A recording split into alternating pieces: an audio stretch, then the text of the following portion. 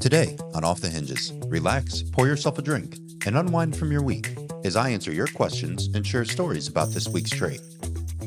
I'm joined by a special guest, and I have my whiskey in hand. I'm so glad you made it. Are you ready?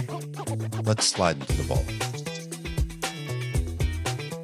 Welcome to Friday. Welcome back to the vault, Off the Hinges. Cheers to you all. This is such a fun friend and colleague, and don't believe everything you see on TV, especially the news, because I'm American, not living in America right now. She's Canadian, and we're actually really good friends. So y'all are crazy if you believe all this BS that floats around on the internet and on the news. I got a lot of fun Canuck friends, so this is good. But introduce yourself for our listeners. Tell them where you're at. Give them a little sneak peek into who you are, and then we'll dive into these questions and hear a little bit more on your story later. But we're exploring justice today, and this is going to be fantastic. So over to you, dear friend. I'm going to take my first sip. Please introduce yourself to everyone who's listening and watching. Hi, everyone. My name's Kim Jeremic. I'm calling in from Montreal, Canada. And Josh is right. We are great friends, and we knew it right from our Zoom calls in college. So quite excited to be here. I will get into more of my background, but currently I am a business consultant and leadership consultant, and also a coach to help leaders build their teams. Yeah, man.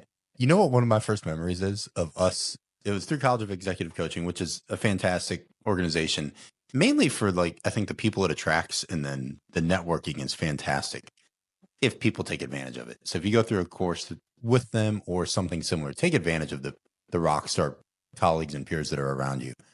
But I was sitting there, and I think I had a reindeer belt behind me, and Kim's in Canada with some antlers or something from a buck or a big game up on the wall behind her. And we're just in the chat blowing it up. So one of the facilitators of one of our sessions, I don't know who it was. I really don't, probably because I wasn't paying attention. But we're sitting there, going through our coursework, and it was great. I'm not knocking on the coursework, but we're just in the side bantering, going off the rails on this little chat window in Zoom, and everyone else is being all professional and trying to be. And, I start razzing her on oh, you think you got better big game than behind me. And so then we just sort of completely disrupt the whole course to go back and forth, typical American and Canadian, about who's killed a bigger game in their life. And probably it's Kim. I don't know. She's cooler than me. She is. I wouldn't say cooler, but I think we have some good competition for the game.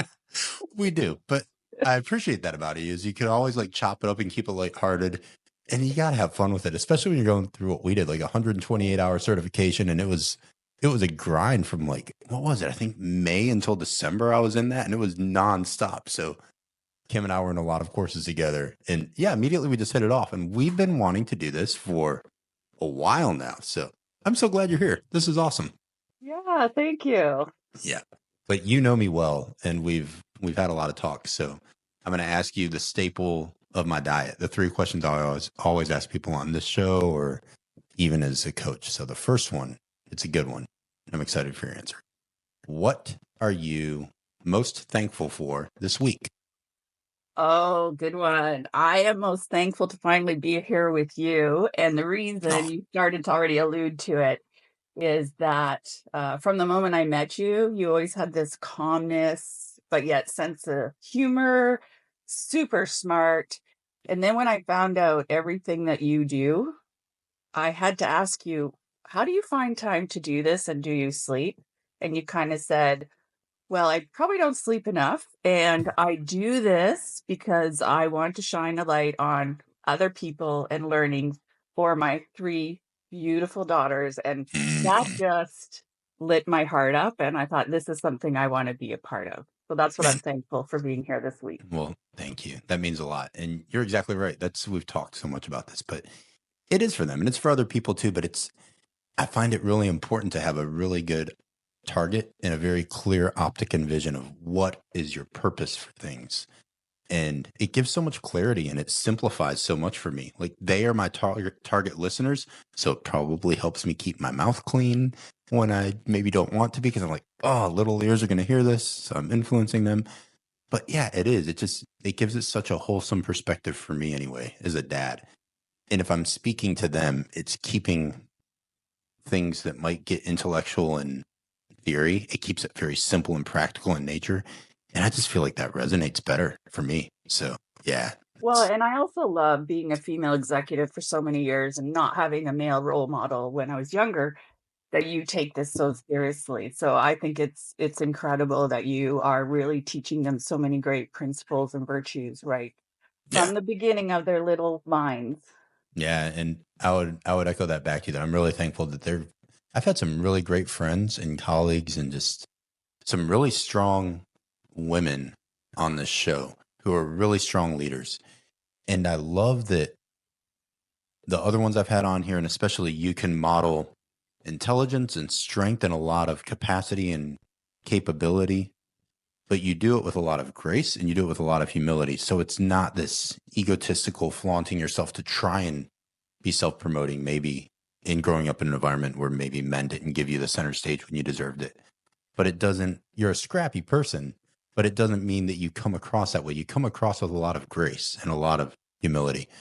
And so I appreciate that you can model that for them, for a lot of women and young girls, but especially for mine too. They can look and watch this and listen to this one day and go like, "Oh, there's Kim. Dad talked about her. She's, it's from Canada." And I just think it's an honorable thing that you do the way you carry yourself, because we're going to get into it in a little bit. You have a lot of education and a lot of really good success stories. That's pretty jaw dropping, to be honest. Like when I heard you start rattling off equally some of your credentials and experience, I'm like, who is this chick? Like, come on, man. This is unreal. So Well, y'all are in for it. You got to stay tuned, because even if you just hear her rap sheet, you're going to be like, dude, you don't even deserve to talk to someone like this. What are you doing, you chump? So yeah, I'm proud of you. Good job. well, I appreciate you saying that, but I've definitely done it the scrappy way. So I may not get Nah, into all of that today, but thank you for saying that. you get into whatever you want. That's why it's called Off the Hinges. We go deep on this one.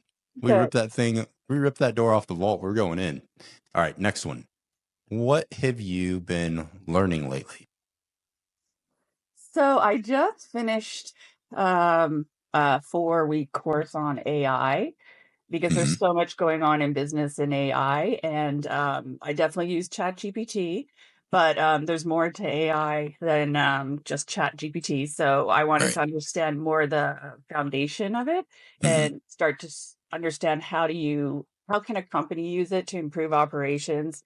And it was really interesting that I learned you actually have to go in and try a few things first before you build the strategy, which is not what I'm used to.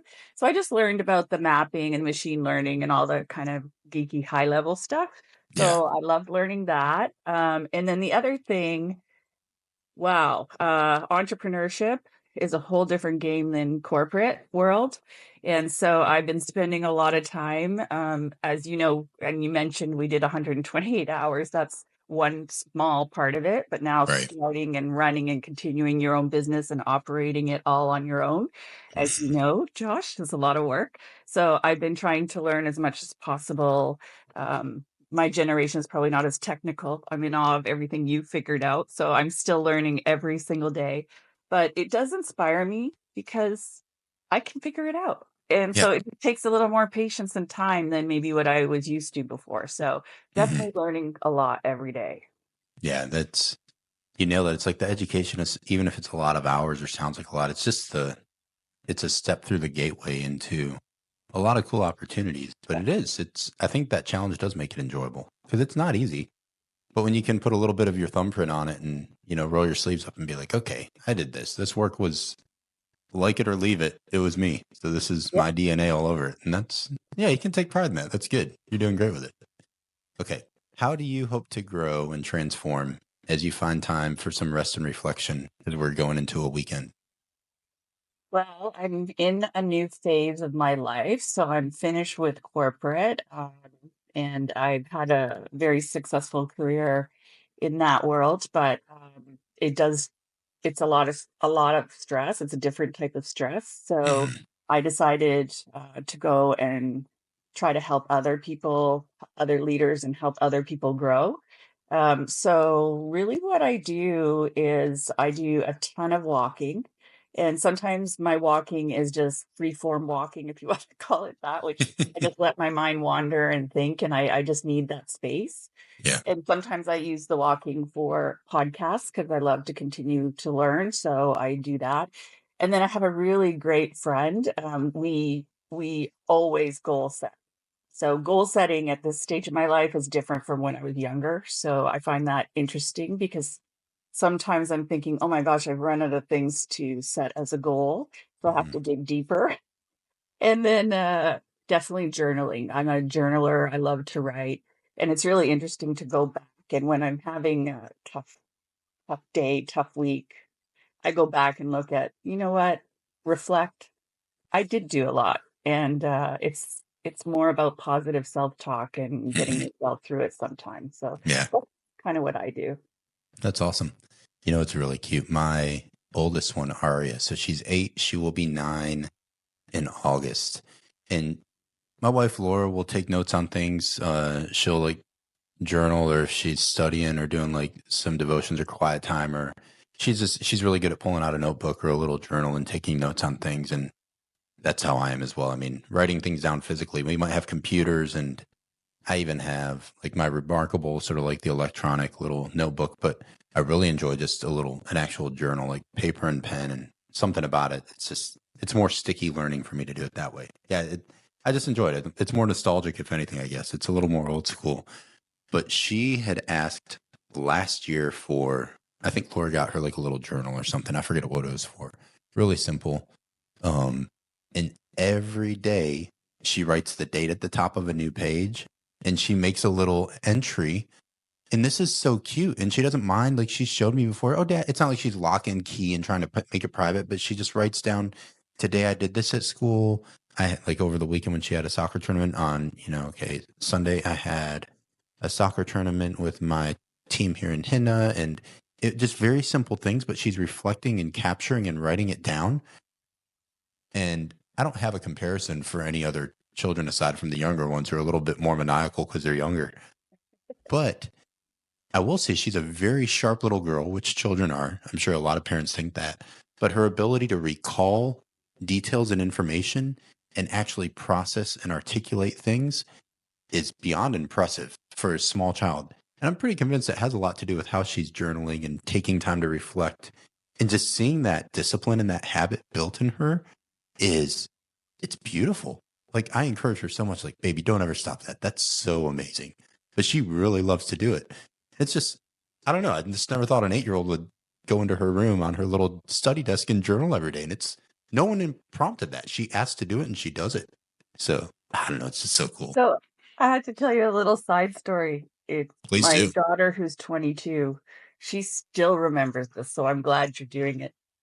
Two things I had her do. One was she was putting one of those little plastic things in a small locker and it wasn't fitting. I don't know if you have those for your kids, but you get them, they're not Hmm. expensive.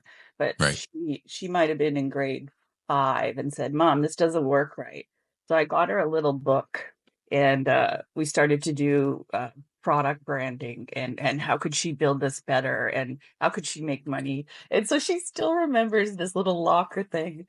And then when she was changing schools or she wanted to change schools, I asked her Hmm. to do a presentation to her dad and I, and she still remembers that we did that. So That's so cool. because it just, they think it through and they take they are a partner with you in these Yeah. things, and that's how they really learn.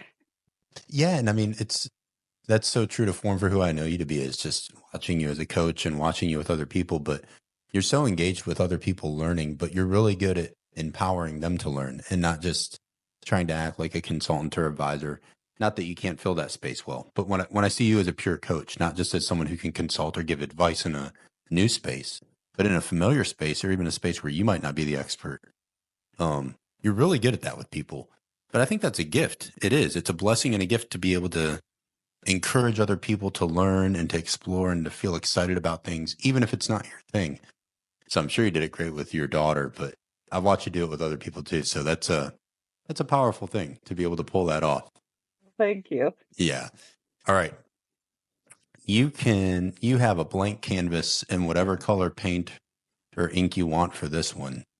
So respond whatever sits true in your heart right now. But next question. What is your story? My story is one that started, like a lot of people's stories started, where a single mom, quite poverty stricken, probably has had a big impact on who I am as a woman and as a leader today. Mhm. And, learned to be scrappy really young, trying to go to school, not letting the other kids know that I came from a poor background and tried to fit in. And everything that I did was, I'll say in school, mainly sports driven. I was a big athlete. If I could have done that full time, I would have just stayed in the gym. What was And your sport? volleyball was my biggest one. I did shotgun, beach, and then just regular Yeah. Ontario League. Cool. But I could have played that nonstop, and then I Mhm. played soccer till I was 20. Yeah. And then I even coached some of the men's teams, like assistant coach to the for the school. So I love sports. I've always Mhm. loved the strategy of sports. And so fast forward, I had to move out of the house at 16 and finish school. But in order to finish school, I couldn't go right to university because I had to pay all the bills myself. So I started working. And so I started working and selling on the retail floor when I was really young. And Mhm. I loved it. I loved working with people, trying to find out what they wanted and making them happy. And then I went from there actually, I was in the store and you're not allowed to change the visual displays Mhm. from head office. And I'd change them and we'd have a game to make sure that nobody could tell from head office I changed them. And one day my manager introduced me to the visual manager. And so I got hired into the head office of visual management. And then from there, I went to a buying presentation and I said, I want to go into buying. And my visual manager said, no, it's a lot of numbers. You won't like it. I said, no, this is what I want. Mhm. And so from there, I went and worked in every single junior position and worked my way up and put my hand up and did every extra project I could. And it was back in the day when people weren't probably as polite in the office. And sometimes I'd have my boss yelling orders outside the from her office out to my desk. Mhm. And I was lucky I had a really positive mindset. And I just thought, okay, just keep yelling it because I'm going to learn your job and I'm going to take your job. And so instead of getting I love it. upset, that's what I did. And so I did all of that, and part of my story will be in the injustice, so I will save that. But I've been fortunate to have 40 years, a career in retail apparel and retail furniture. And what that allowed me to do, I'm so blessed. I look back in hindsight right now. I traveled the world probably 10 times over.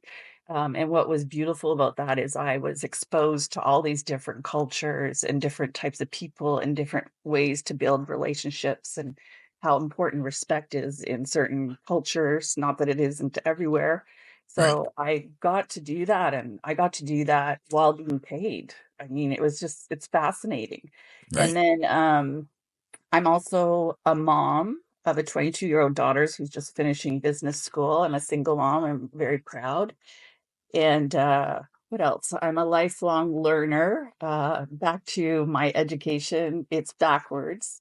I already became a president. I think forget what age I was, but I actually went back to school to do Queen's Executive Finance. I Mhm. graduated a Harvard Business School, and then I went to Oxford to do reimagining leadership, all after I had already accomplished it. So I did it for myself, which Right. which is pretty cool. And to set an example, you don't have to stop learning just because you've gotten to a certain place in life.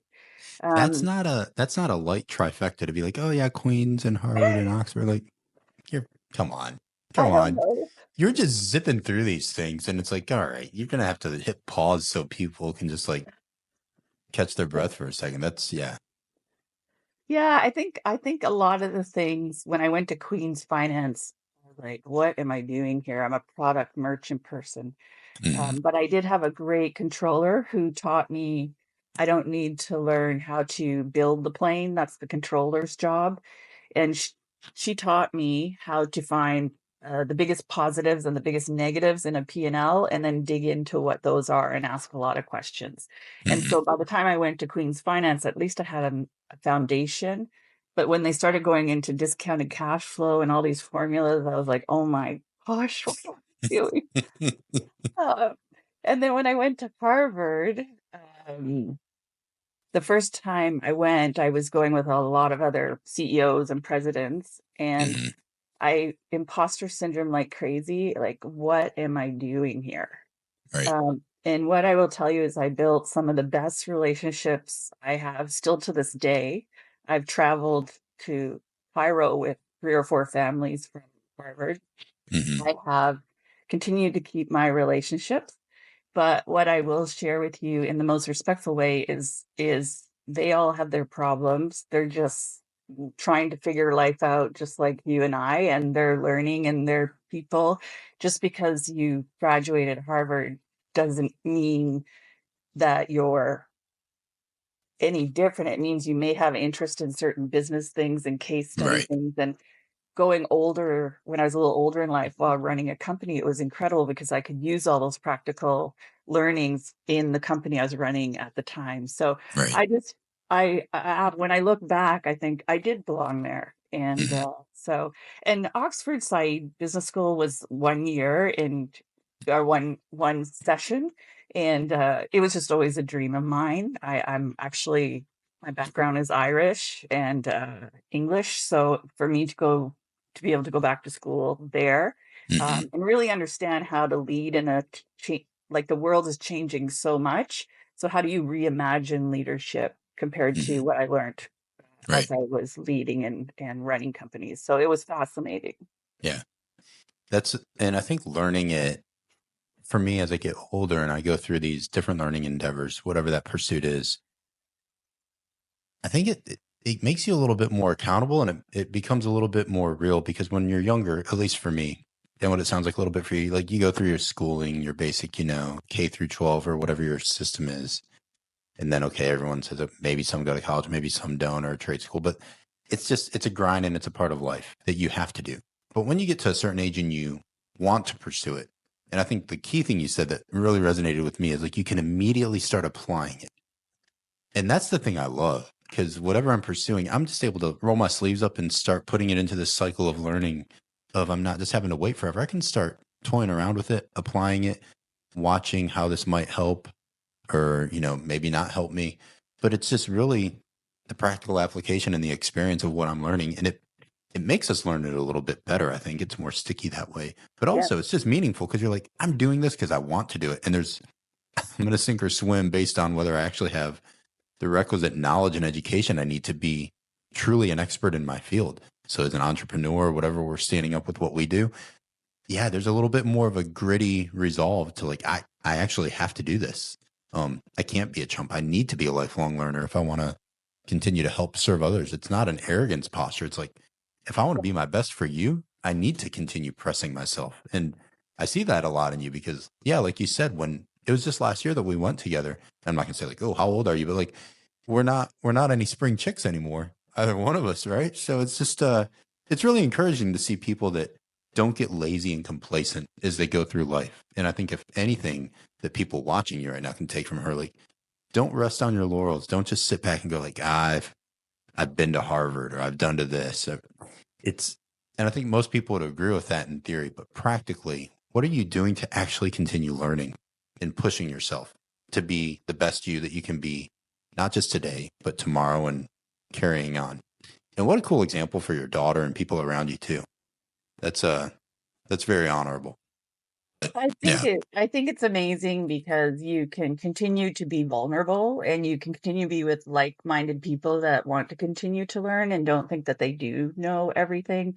Hmm. And as I mentioned earlier, like the world is changing so fast that if you don't stay on top of it, yeah, things will be moving on quickly. So being open-minded and curious, I think is really important. And being curious is what they taught us in coaching as well. So I think it's Right. fantastic to learn where people are at as well. Yeah. There is so much that changes, but something I've noticed too, not to challenge or refute what you just said, but just something that I think balances what you said is there's so much that's changing in culture, which does take a new perspective. But also with as much as people are, some people, I won't say a lot, but some people are losing the capacity to really be creative on their own, whether they're misleveraging or misusing or abusing like GPT or language models, or just getting something else to think for you instead of using it as a catalyst device. The only creative part of your mind comes when you dump it into a computer, which I don't think is healthy either. So, but in a day where a lot of people are just Googling or GPTing and finding answers and not putting in the hard work to really dig in and research and find something through experience or through conversations with people who have experienced, I think a lot can be learned. A lot of new things can be learned by reading an old book and by, because it's so wild to me how many people are like in the space I work at, even in the military side, looking at things and trying to be creative with, oh, we need this new process. I'm like, have you just like looked back a few years to see what this exact same headquarters or organization did in their lessons learned files? Like you could find some amazing things from stories that people captured from some hard fought battles of what they had to struggle with. Not literally battles, maybe all the time, but just people went through some stuff and wrote it down. Like, go read that, and you could probably learn from them. So I just think, yes, there's so much we can learn that's new in a new evolving landscape of culture and organizations. But also, you can just take a beat and pause and go, let me just read something that someone else did in this space, and I can probably learn from them.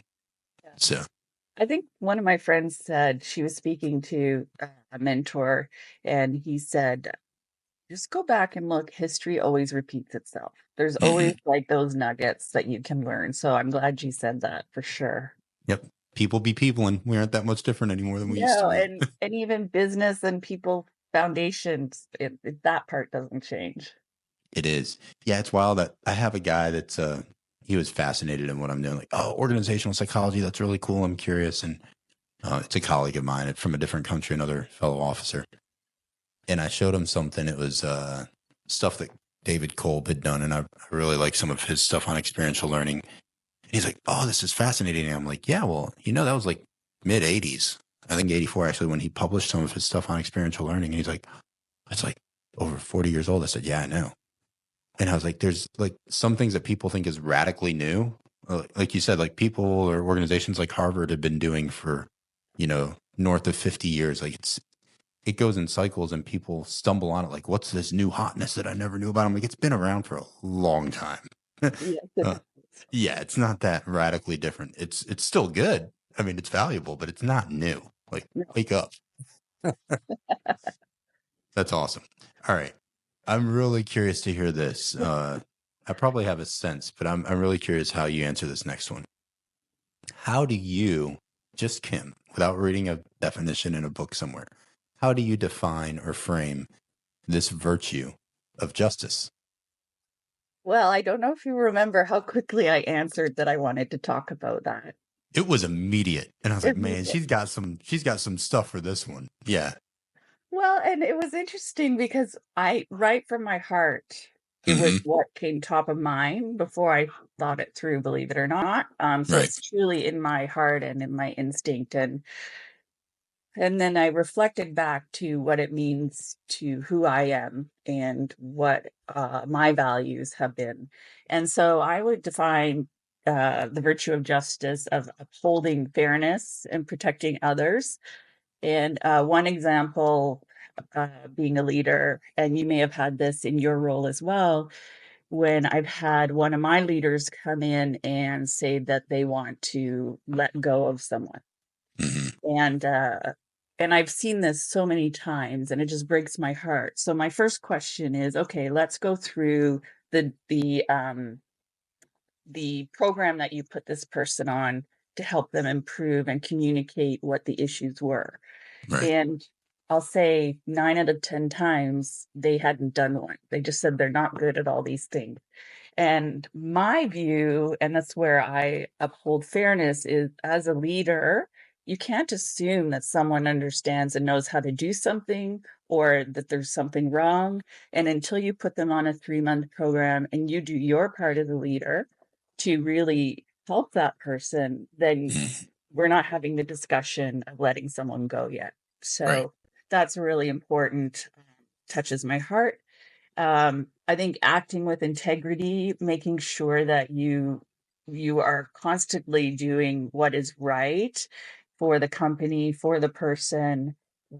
It doesn't mean you can't have tough conversations. It doesn't mean you shouldn't check in. I've coached this a lot. Don't assume, test your assumptions. Just sit down and have a nice conversation with someone saying, I saw you, your body language. I just want to see if everything's okay, or if they were doing something out of sorts, there's something wrong.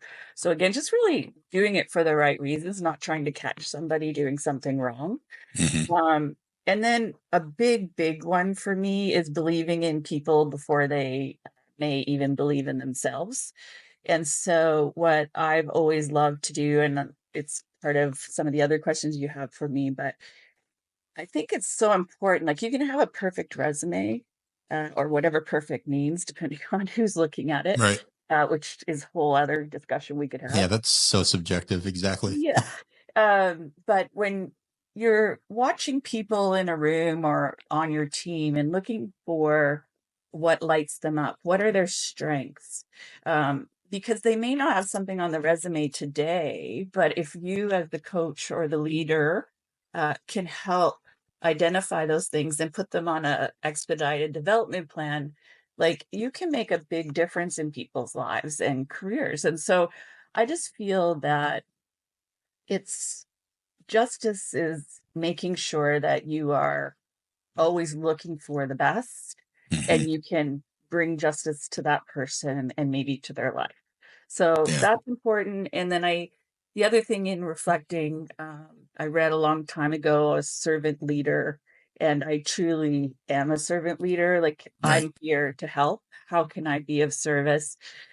Yes, I've had the title of president, chief operating officer before, but it I was hired to do those jobs. So I have Mhm. to remember it's not ego or title. It's like, how can I best serve the organization, or how can I best serve the people on my team? And depending on the organization and where the team or the development of the organization is, all those things can change. So you just have to be really astute.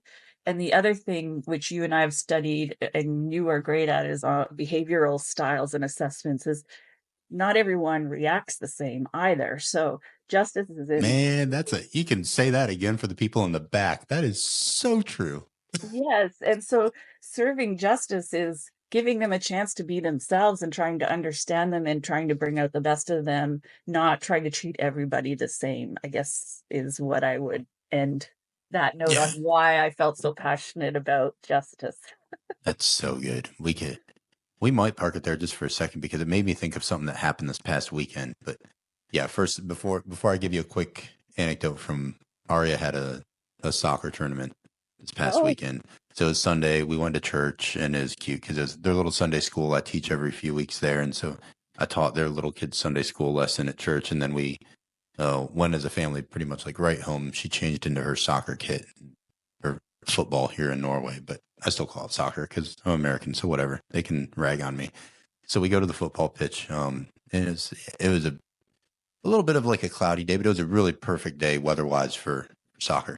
And something that happened there was really cool. But when you're talking on the behaviors, if you're listening to Kim, and I hope you're really tuning in and like giving her both sets of ears here for a second, because as a leader, and if you're trying to implement being a just leader or a parent or just a human being in general, and appreciating the differences in personalities and preferences and behavioral types is everything. Because is your justice or your perspective of this is a just call, is it truly based on a wholesome perspective of integrity and truth and an honestly just, well balanced input or decision, whether it's on a punishment or a reward or a recognition, whatever it is? Or is it just something you think it's just because it feels balanced to you, which means it feels comfortable to your personality preferences? And I think that's a struggle. especially as a leader, because there might be someone who's charismatic or who has a personality that's more in tune or like jives a little bit better with you. So it just clicks better. It feels better. So like, are you erring on the side of that person if there's a tension between them and someone else because you click with them better? Or are you really taking the whole thing into consideration to be just? So not does it feel nice or does it feel like it suits your style, but is it truly objectively when you step back and get a lot of different consult and perspectives going like, I'm actually making a well-balanced, just decision here as a leader. And that digs under the fingernails a little bit. It does. Because I think if we're honest with ourselves, it's really challenging to bracket ourselves away from our bias and actually look at something as objectively as we can as a human, which is impossible to do perfectly. But I think it's a really challenging thing. Well, I think that comes back to my story. And if I wasn't given an opportunity, I wouldn't maybe have been where I am today. And I definitely didn't check all the check boxes that is Mm-hmm. typical. And yet I was able to achieve a lot of things because someone gave me the opportunity.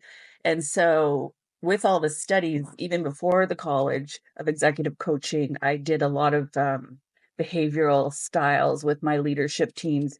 And I was Right. always in awe in how different people were. And it was the job of the leader not to lead from their view, but to adjust their style to the people that are working with them. And then I guess I just go a layer deeper. Is maybe I just am a little talent manager uh, in my heart somewhere below Mm-hmm. where I'm trying to give other people opportunities and pass it forward. Exactly. Yeah, it was. But anyway, so the story from this weekend that was just so simple but so cool because it's part of having this focus. I've talked with a lot of clients and even like my wife and family members. I think part of the cool thing about doing this virtue development focus where every 2 weeks we have a very specific virtue we're focused on and trying to like dig into. And I was like, okay, it's the weekend and it was Sunday. So I'm like, tomorrow I'm going to do my framing for justice. So my mind is already transitioning from enthusiasm. So I'm always thinking about like the practical applications, which for me, it's really healthy because it challenges me. I have to come up with something creative and fresh every 2 weeks. And I'm not dumpster diving anything. I'm trying to be authentic and real and new with it every time. And so I'm sitting here thinking on this topic of justice and I'm watching Aria in her soccer tournament and they had put her like, this is her, like, so the football club she plays with, Tina, and they are really good. Like the girls her age, 8, 9 years old, they have some fantastic coaches who played like pro or semi-pro, and like it's much different here than in the States. Like they're really, really good. Of course, in Europe and in Norway, they have some really good soccer players.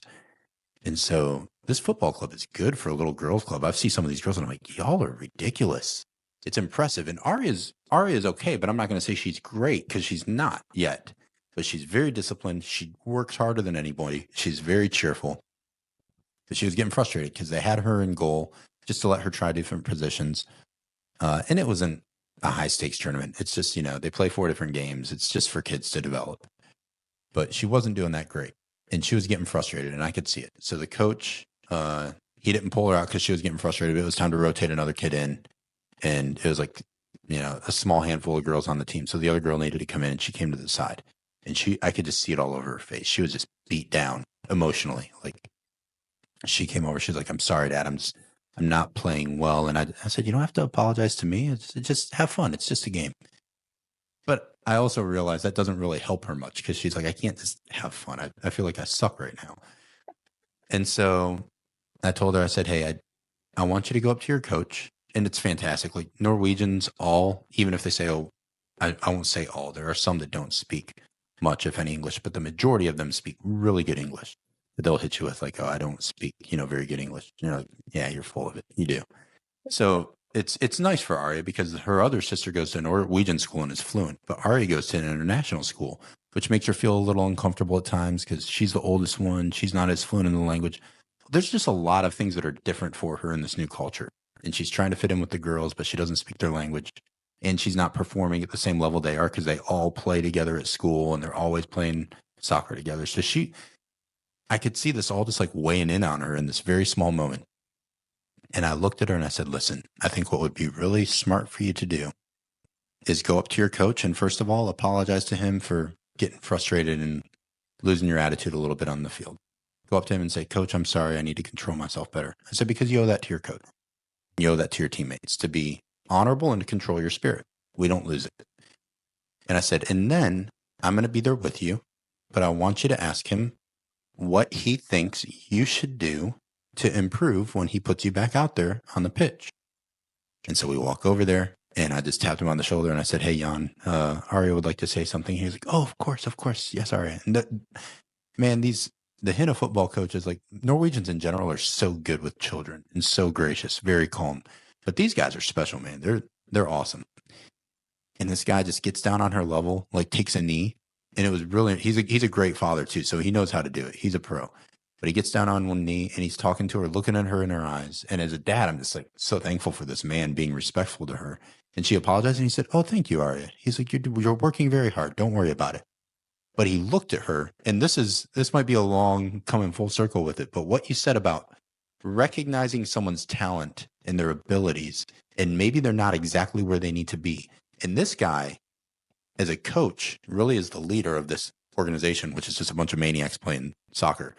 But he did that with Aria. He looked at her and he goes, hey, I'm going to bring my clipboard over here and show you some things that you should have done in this position as goalie. And so he used these little magnets to picture for her what she should have done. She goes, oh, okay, coach. And then he looks at her and he goes, what position would you like to play? And then she looked at me like, what? And I said, don't look at me. He's asking you. Talk to coach. And she goes, I don't know. He goes, well, I want you to answer me. If I could put you in any position, what do you think you would be good at? And she said, I would like to try striker and maybe try and score goals. He goes, and he didn't even miss a beat. He looked at her and just nodded his head. He goes, perfect. I'm going to put you back in 5 minutes and you're going to play striker. And then our next game, which starts in about 20 minutes, I'm going to start you at striker. So let me show you what I need you to do at striker. And then he pulls the board out and tells her how to play. And she did honestly like fantastic. She scored a goal. They had a game again tonight. And he came up to me tonight and he's like, Arya is really improving. Like, I'll keep putting her at goalie in other positions, but I think she's a good little striker. And I looked at him, I said, Jan, that's because you did that, man. But I think just that's a really simple story, right? But it's a powerful one. It was. And I think the thing that he modeled for her, and I told John that, I said, man, what you just modeled for my little girl that didn't come from me was priceless. That she felt so empowered, and you just sort of handed her the keys to the castle and said, what do you want? I'm here for you. And you coached her along and you made her feel welcomed. But it's that easy sometimes with grown adults too. Yes. We make it more complicated. So not to go on this long rant, but it's a beautiful image as a leader. You have a position to empower people. And when you do it, they can blow you away with their capacity. It's such a beautiful thought. Yeah. And I also studied how to give feedback and receive feedback. And we always used to say feedback is a gift to help you grow. So if you have the right intention in giving people feedback and keep it constructive because you want them to be grow and be successful, then it's a good thing that you're doing and giving that feedback. Although we would have our joke that we've had enough gifts for the day, but it still is the right perspective. It's not, you encourage them, empower them, but you are there as a net to say, hey, I'm here behind you to support you, and I'm going to help you figure it out and get better. And so right. I think your story was a perfect story of exactly what I was talking about. Yeah. And I think if people can't find the connection to justice in these examples that you sort of sparked with this topic of unearthing potential that people can't see, that is justice, because you are doing justice to them of their true gifts, their true self, and you're honoring what they actually bring to the table. And that is, I think, the heart of justice, is really being balanced and measured in how you are employing your subordinates or managing your team or managing the talent that you've been gifted with. And then it does come around to serve you well when you can do that well, because then you place people where they actually thrive. And that's a cool thing to watch. So I just love that story because it's, you know me, I take joy in honoring other people. And from both my daughter, who worked hard, and from her coach. Like, I really want to honor both of them because that story was just a beautiful image as a father to step back and watch someone else do with my daughter and be like, oh, that was nice. Well done. So, Jan, you'll probably never listen to this. You don't even probably know that I have this, but if you do one day, I appreciate you, man, because that was Way to go, awesome. Jan. Way to go, Jan. All right. This question came in from one of my former Marines. This is a really good question. Maybe not necessarily down the vein of justice. Maybe it is. But hey, people can ask whatever they want. So here you go. He wanted to engage with you, so I'm glad he asked. He said, what got you started in your career? And what steps did you do to become better than your peers? Along with what would change if you could go back in time knowing what you know now? So, again, I have a strong instinct. So, when I was little, I always wanted to be a businesswoman. Have no idea. I played hours in my living room being a businesswoman, whatever that meant. Um, but when I got into retail and fashion, I'm, I think I got lucky because I found my passion, and I was really talented at putting together like the designs and all of the, because it's not just product and color and design. There's a whole um, thought process that has to go into how do you run a merchandising strategy for a store so that you don't have high markdowns and things like that. So I I just kept trying to learn, and I think I alluded to a lot of this question earlier. Like, I just kept putting my hand up and trying to learn to do everything from inventory to inventory planning, trying to do assortment planning, um, going on trips. I mean, I'd travel before I had my daughter a month at a time, all through Philippines and Bangladesh and Taiwan and Hong Kong, and I would sit at tables for hours negotiating every piece of the material that goes into a product, which I love doing still today. So I would say I learned, I wasn't parachuted into an industry, I learned it from the bottom up.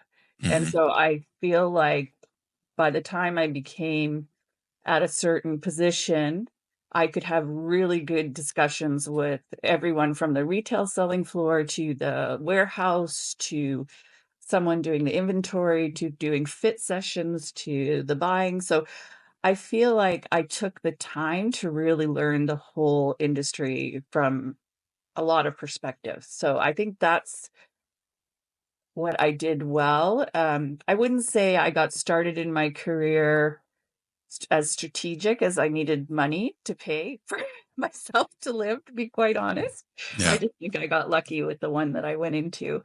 Um, and then like I said, I think really important that I was given opportunities along the way. And another part that I didn't talk about, and I don't know if when you're younger, you're less fearful because I'm more fearful now that I'm older. It's the weirdest thing, but I didn't have any fear. And it'll be part of my story in a minute. But like whenever anyone told me that I couldn't do something, I was like, no, just watch me. I'll go figure it out. So I've read, to your point, a lot of books. I've Mhm. sat beside a lot of really smart people and just took a lot in. I would say the second part that what did I do to become better for myself personally, because there's a lot, as in any job, but I really needed to think strategically, and I needed to think about.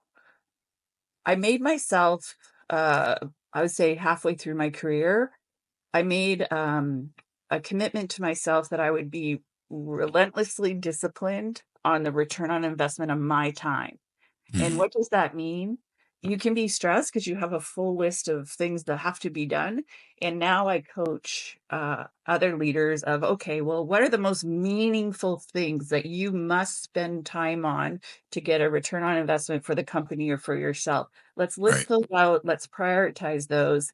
And that's what I did. And there were certain things that I would spend such disciplined, detailed hours doing because I knew I would not only teach myself, we used to do what we call hindsights, which I think you do them as well, and really just following a rigid process of constantly learning what worked and what didn't work. Hmm. Um, you'll laugh, but after COVID, I was running a company in Nashville, and like every time I turned around, something was going wrong.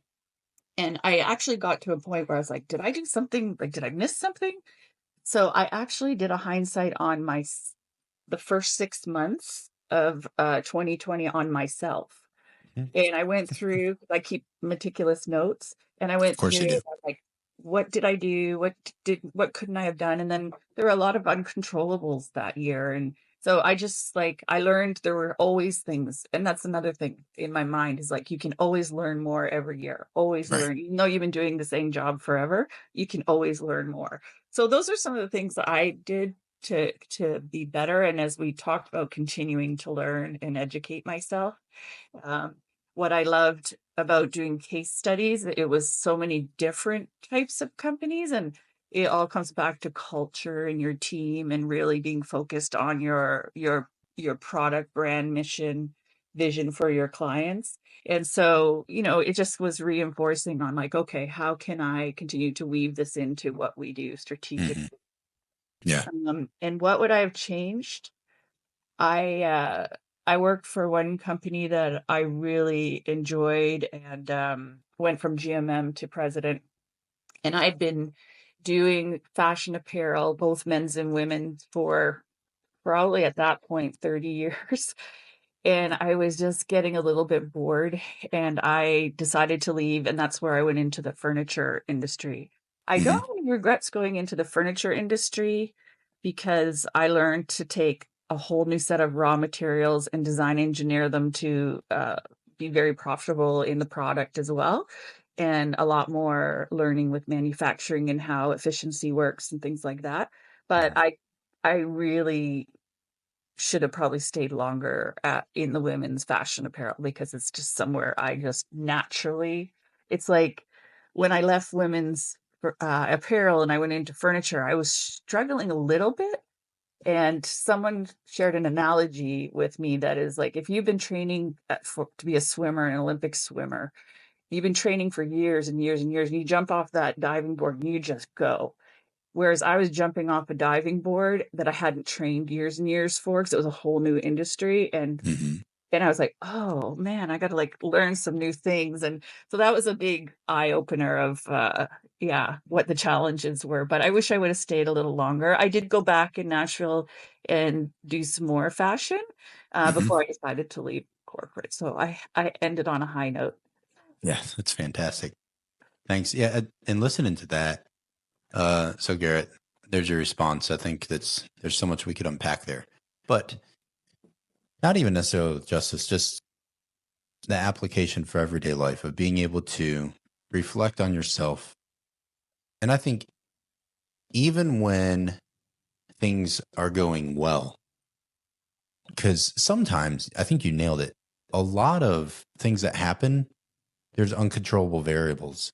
So just like you can't be hard on yourself all the time if things aren't going exactly as you had hoped or planned strategically, you also can't sit back and think that you're crushing it if things maybe on accident fall into line a little bit, because there is some chance that happens with those variables.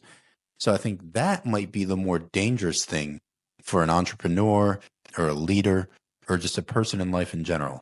Yes, sometimes there is a direct cause and effect linkage, but sometimes, especially when there's more a high stakes type environment or a risky environment, you might have things that happen that are pretty decent and acceptable, and that might not be based on your merit.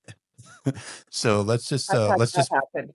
let's just be just about this one and be balanced and Totally. measured and say that might not have actually been you. You might have gotten a little bit lucky, or the Yeah. stars may have aligned for you, but I think reflecting strategically, and I love how you painted a practical picture of what strategically means in a corporate setting, because I think people throw that term around a lot and they actually don't know what the heck they're talking about. It sounds good to be like, oh, I'm a strategic thinker. Like if I said, cool, tell me, what does that mean to like strategize and actually strategically plan? But I love some of the words that you use, and I'm going to draw those out just so people can maybe hit the rewind button and re-listen, actually paying attention to what you said. You said mission and vision, and then enacting things and doing things that are aligning to that.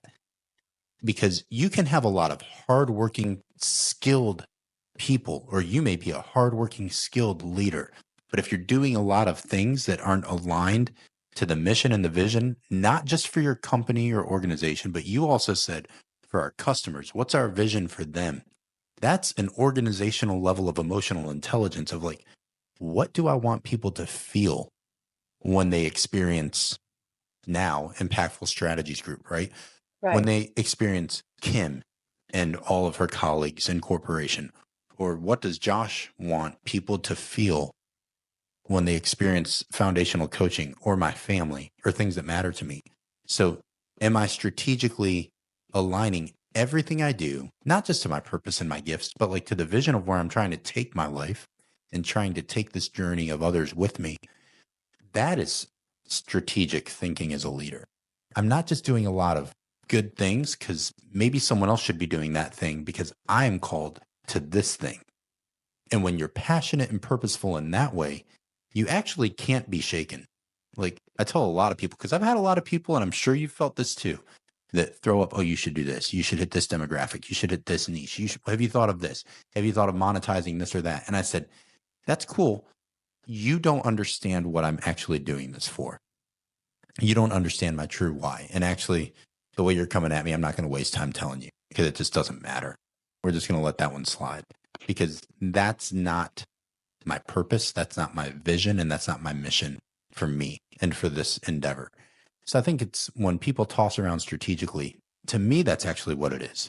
It's knowing and clearly defining a mission, a vision, and then putting the building blocks in place for your team where the actions are going towards that target and giving them that trajectory and everything is going towards that future state. So now, yeah, that's I love that you use those words because it's so purposeful. It really is. It's your value. Yeah. And it is. It's so values and ethics driven. Like those are the core and the heartbeat of who you are. Is like, what are your, and again, it's like, I've seen a lot of funny things and just memes and like sort of spoofed out videos on like organizations trying to put values and they're like, we have these values, 5 values, and we're going to put 5 values in a hat and you can pick any 5, but you got to pick all 5 of them. And then you put them on a board and you do a word cloud and you like, these are our values. And it sort of becomes cliche, but like, if you really believe in them and build a culture around those values and people could know them inside and out, and that's the focus of everything. It's super powerful. And So, act them out oh my goodness. like Yeah. authentically. Yeah, I've done that with people too. I mean, I know you have as well as a coach. I've talked with executives. I've talked with people on the lower end of the executive pole, right? Not even talking C-suite. Maybe it's just a regular worker. And it's like, okay, so what does your company say the values are? And sometimes they're like, oh, like, well, that's not a helpful start. We should probably like know what those are if they're actually important to you. But then once you understand what they actually are, so do you actually have a focus or do you revisit them as an organization or do you talk about them or are they just something that you throw on your website and on a board because it looks cool? So Right. it's got to go way past lip service, I guess is the Yes. point. So I took that a lot deeper than maybe some people did, but I just really value how you just flawlessly and naturally unpacked actually a practical thing to think about, like strategic thinking and planning. Thank Don't you. just say that word to sound cool and fit in that little corner pocket of the office. Like you need to actually apply it. It's powerful. All right. Next question. Man, this one's good. I'm gonna give this to you. I'm gonna read it all, but it's sort of like a two-parter. So I'm gonna read it all, then I'm gonna circle back and read the first part for you again, because it's for you and the listeners. This is sort of deep, so you gotta marinate on this for a second. When did you experience or observe the best example of justice, and what did you learn? And then they said on the back end of that, now the same question, but for the worst example, and what did you learn? So simply, when it comes to justice, from what you've either experienced or seen, what's like the best, like real life story you've lived through for when you've seen it done best and maybe the worst? And then I love the tack on they put like, what did you learn from it? So you'll see there's a bit of a theme running through how I think. And so one of the the best justice stories was when I was in the position of general merchandise manager, so spending all my time mainly in product and in the Hmm. planning side of the business. And I had a situation where a manager, as I mentioned, brought to my attention an associate buyer who they weren't sure of. And I saw something different in this associate buyer, and I took her out to lunch, and we just sat down and talked, and kind of very similar to your daughter's coach, just asked her what her aspirations were, what she loved about her job, where did she see herself. And she wanted to get into buying, but her direct manager didn't see it for some reason. Hmm. So I decided to take her on as my development plan, and work with this young lady. And so we worked through the different development plans and got her involved in different meetings that she wouldn't otherwise be subjected to. And I had her back. And she did end up getting promoted to a buyer. And then the really beautiful story for me is we were living in Winnipeg in Canada, and she applied for a job in Australia, and she was still young, hadn't had children yet. And she applied and she got the interview and she got the offer. So she was going to move her whole life, because part of was investing in her. She now has this opportunity to move to Australia, and so she then started her career in Australia in buying, met her husband, got married, has two kids. I have met her mother and father now. And so to me, that's just a story back to believing in someone before they believed in themselves, and seeing what that time I took changed the trajectory possibly of this woman's life. So it's powerful. And I just think, I'm not sure if enough thought goes into what you can do Hmm. uh, if you put your mind to it. Now, obviously, the other person has to do 50% or 70% of the work. Um, but again, this is just a great story of justice that Right. I'm proud of. Yeah. That's awesome. And then I would say on the other side, probably because it's more personal to me, and I'm sure a lot of people have had this part actually very early in my career. I was told by an HR person, not even someone in merchandising, that I didn't have the qualifications to go further than a certain position, and that I would never become president and I could never report to a board because I didn't have the qualifications. So those check boxes. Hmm. And as you know my story, he was wrong. He And sure was. and so part of the story is I had to believe in myself, and I had to work really hard to try to understand how to be the best I could be at what I was doing. Now, yes, I believe, a natural talent, but I had a good logical sense as well. And then coming back to again what is woven through my story is I had a merchandise manager or a GMM at the time believe in me and start to promote me through the ranks. So I went to merchandise manager, then I went to a VP, SVP, GMM, and president. So again, I have not reached out back to that HR person because it doesn't matter because it's all in my heart that I It's probably succeeded. very gracious of you. So those would be my two stories of I almost didn't get a chance because one person just decided I didn't fit the check boxes. Yeah. And I feel like the learning from that is sort of just encapsulated in everything we've been talking about now for almost an hour. It's really shaped and molded the way you are. And I would say the way you try to treat others with equity, with fairness. Um, yeah, this virtue of justice, things that we've seen before and other people may have seen them. So the via character strengths and the virtue, the six core virtues, but justice is one of the core ones, and the strengths that through the via perspective and through that research that's connected to it is leadership and teamwork, and fairness. So those strengths of being able to leverage those different things in an organization. But I just find that you've learned so much because you've seen it done well, you've seen it done poorly, maybe to yourself and others, and just you've stepped back from it. And you are a very reflective person. I've seen that even in the short time that I've known you, like about a year now, but just through so many really honest, pretty deep conversations and just practically watching each other go through coaching and coaching each other. And it's just really cool to watch those things and then to hear some of these stories, which are new to me to hear as well, and see like, that, you know what, that shoe fits. She can wear that one. That makes sense. That's why she is the way she is. So I love being able to take a positive approach to learn something useful, even from the crap that other things throw your way. That's powerful. Yes. So we're going to land the plane on this one. The last question for you. If you walked away from this podcast episode on justice and you're like, I wish Josh or a listener would have asked me this, what is the question that's really just burning inside of you that you want to get off your chest? And like, how do you respond to that? What is it? Oh, of course, I have something to add. I can't wait. This is good.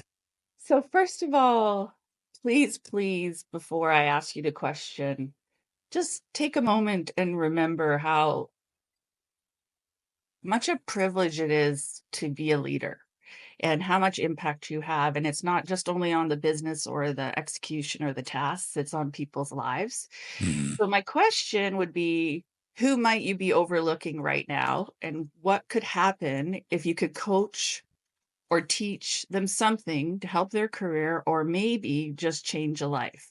Who would that be? So I think I'm asking you a question back and the audience. You are. I'm going to give this a nice, quiet, pregnant pause. Can you read that question one more time? Because I'm going to make people just sit, hopefully, uncomfortably with this. Yes, I'd be happy to. Yes. Who might you be overlooking right now? And what could happen if you could coach or teach them something to help their career and maybe just change a life?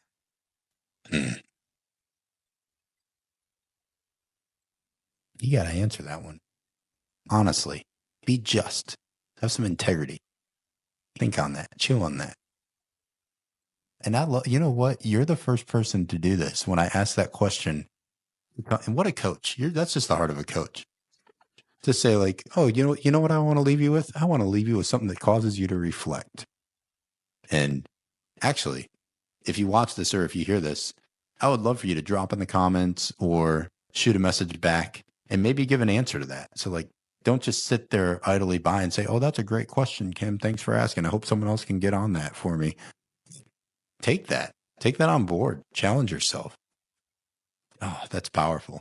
And that'll be better than a title. People will remember you for that, and that's your legacy. Mm-hmm. That's so important. Man, that was good. So before I turn this over to you to close out, I'll give you the last word. But as always, for my wife and for my 3 girls, this is always for you. So I love you all so much. I'm so honored and privileged that I've had just an opportunity in life to meet some really fantastic people who have a heart for people. And the story of you, Kim, and everything you've brought in today. And this is such an important virtue and an important topic. Always.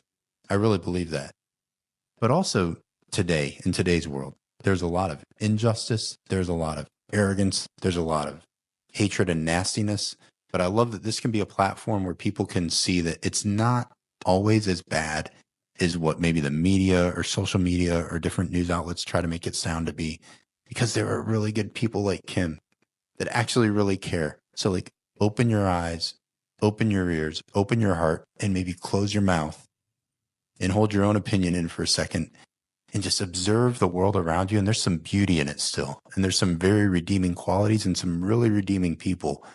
And so for my family and for my girls, I'm so honored that others can experience you, because you just bring your heart into things and you bring a lot of experience and credentials. But above all else, I think your character is above reproach. Your integrity is just so pure and so kind and gracious. And I think that's what stands out. about you to me. And I'm so thrilled that you could have this space. I'm really honored that you could be here today. So I'm going to give the proverbial mic or the literal mic over to you for any last words. But thank you so much for doing this. This has been awesome. So over to you, my friend. Well, it's my pleasure, first of all. And you gave me an opportunity to reflect and think through. And I really was able to feel a lot in thinking about this and talking with you. So that's what gives me joy. That's what gives me purpose. Mhm. And sometimes when you're moving on to other things in life, your purpose has always been in only your job or your career, but now my purpose is in helping other people and to help with my wisdom. And so I would just say that if there are any questions and you want to drop them through Josh or through our social media accounts, I'm happy to help you or have a quick call or whatever I can do to be of service. Yeah. Can you tell people how they can connect with you on what platforms? Because I'm more than happy. I have nothing to lose from promoting a great human like you. So tell people how they could follow you or stay in touch and see the goodness that you're doing, because they can learn a lot from you. Yeah, I think the easiest would be my email is kim@impactfulstrategiesgroup.com. Okay. I am on LinkedIn as Kim Jeremic, Hmm. but I think those would be the best. And I have a website as well under Impactful Strategies Group. Go follow her. Do yourself a favor. Just give her a follow, see what she's doing. Reach out to her if you have questions. She would love to bring all of her experience to your doorstep and help you out. That's fantastic. All right, my friend. Well, thank you so much for coming. I'm so glad you could be here. And to all of you, thank you so much for joining us. We hope you have a great weekend. Now that we have illuminated a little bit about justice, next week, you got to apply it. So get after it. Rest up. We have work to do. Thank you, my friend. I'm so proud of you. Have a good weekend. Thank you. Thanks for tuning in to this episode of Off the Hinges. Don't forget to follow Foundational Coaching on your favorite social media platforms. Kick off your Saturday with me tomorrow morning at Coffee and Reflections on Substack, where I'll share my reflections and stories on the weekly virtue. I'm honored to be a part of your story today, and I'm proud of your growth, my friend. I can't wait for our next time together, exploring the vault.